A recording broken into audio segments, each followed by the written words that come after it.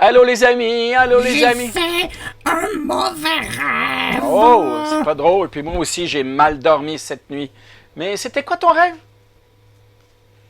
J'ai rêvé que je mangeais une arachide et que je me transformais en sapin de Noël.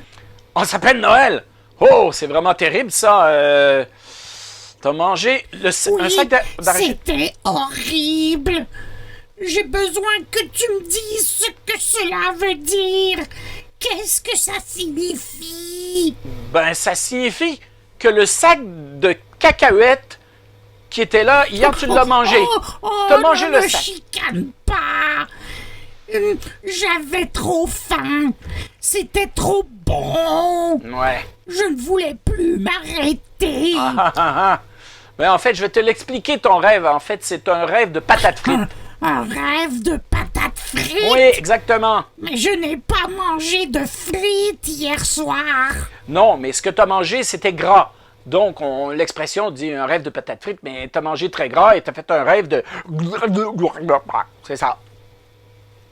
Mais voilà. J'avais l'impression que j'étais vraiment devenu un sapin de Noël. Pauvre toi! D'être vraiment prisonnier et que tout le monde riait de moi. Ah, je me demande pourquoi.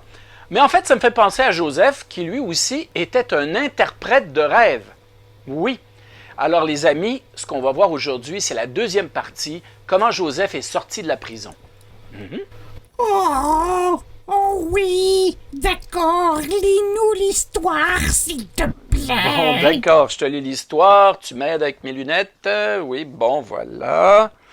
Je prends mon livre et je commence. Joseph était en prison en Égypte depuis longtemps.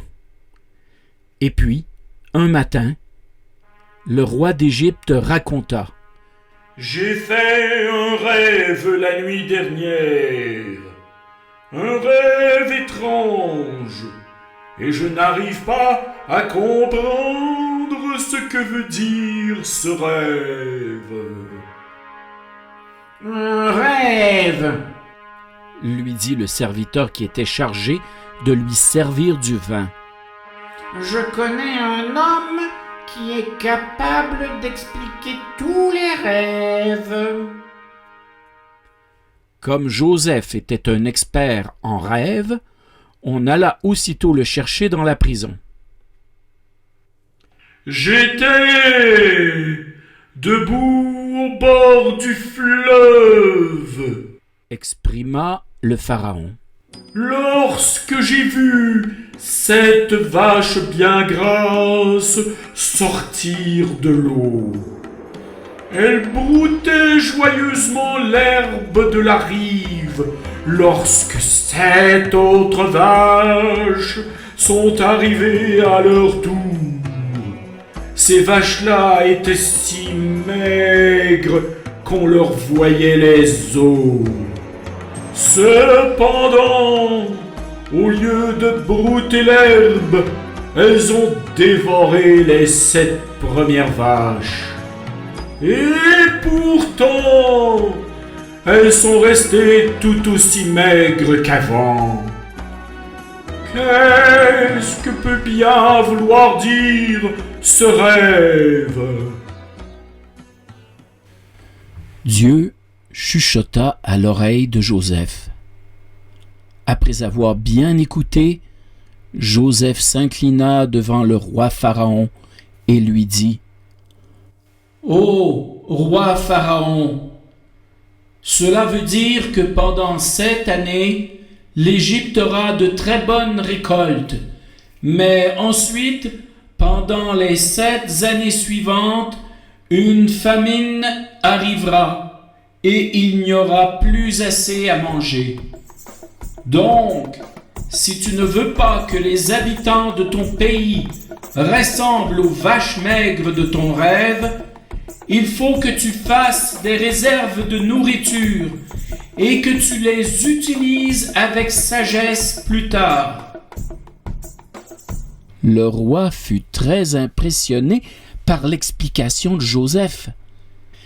et il décida même que ce serait lui qui s'occuperait d'organiser les réserves de nourriture dans toute l'Égypte. Joseph, le prisonnier, était devenu l'homme le plus important d'Égypte après le Pharaon. Un jour, Joseph entendit frapper à sa porte.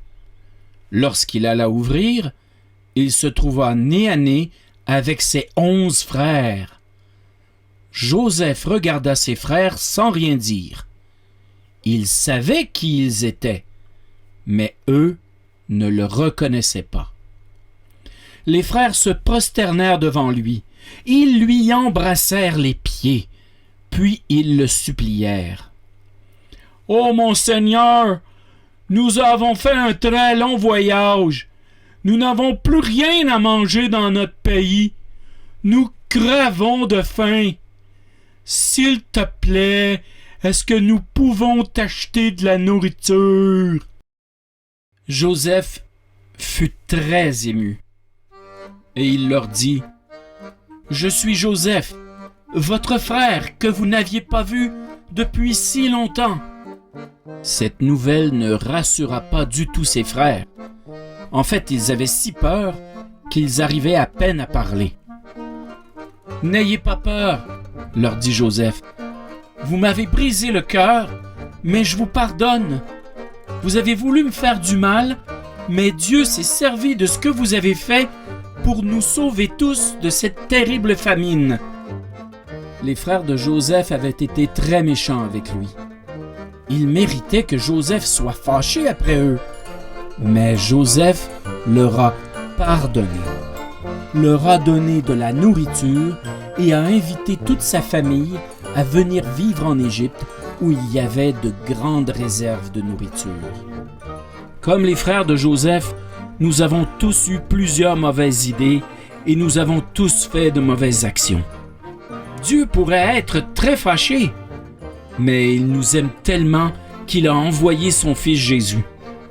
Quand Jésus est mort sur la croix, c'est comme s'il avait eu une punition à notre place.